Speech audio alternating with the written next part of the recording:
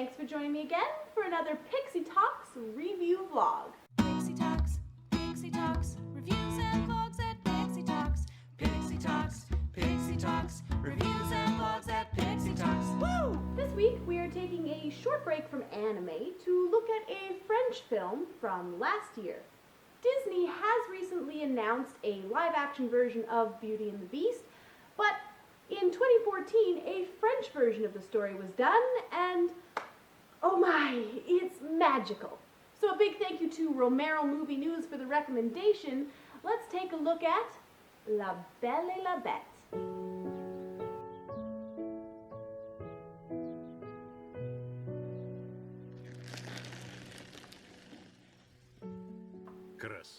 La Belle et la Bête, or Beauty and the Beast, is a very pretty, very stylistic French fairy tale film. You know the story, I'm sure, but this version is much closer to the book, so it's actually quite a bit different than the version that most of us grew up on. It's a much grander story, fleshing out Belle's life and family a little bit more and giving much more background into the Beast's past as well. The first thing you notice about this is the stellar visuals. The stylistic look and feel of this is dark and foreboding while also being imbued with an eerie sort of fairy tale beauty.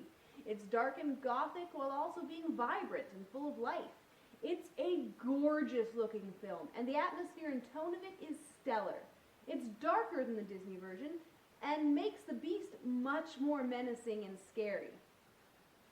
The entire thing is an extravaganza of mystical fairy tale qualities, from the visuals to the slow reveal of the Beast and his cursed kingdom, to the atmosphere of magic and surrealism. It has a certain dreamlike quality that just makes it a joy to watch, and all of the characters are just over the top enough to imbue it with that air of fairy tale. Her sisters, for example, struck me as especially over-the-top silly, and the over-the-top sliminess of the villain character really adds to the atmosphere as well.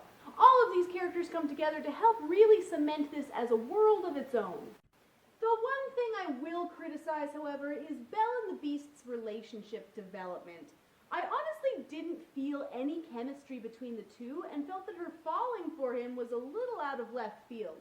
It was hard to believe in their strange relationship because we didn't get enough of them together, learning each other and bending to each other.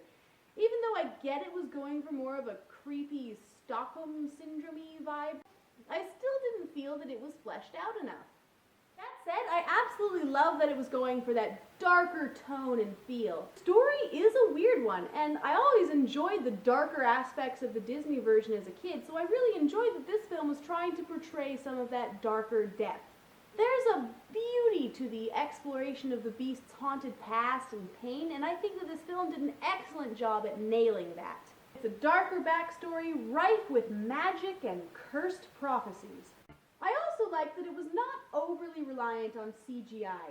While the Beast may look a little awkward at times, I was thoroughly enchanted by the film's use of costuming and elaborate set pieces to achieve its otherworldly visual vibe. It was a treat, reminding me a lot of some of the weirder pieces of fantasy film like Legend and Labyrinth. Altogether, I thought it was an excellent adaptation of a beloved classic, and it will be interesting to see how the Disney version eventually compares.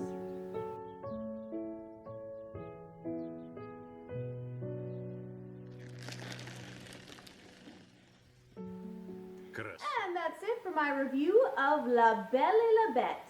I hope you enjoyed the video, and do please be sure to subscribe for more. You can also add me on Facebook and Twitter, and I'll see you guys next week. Bye!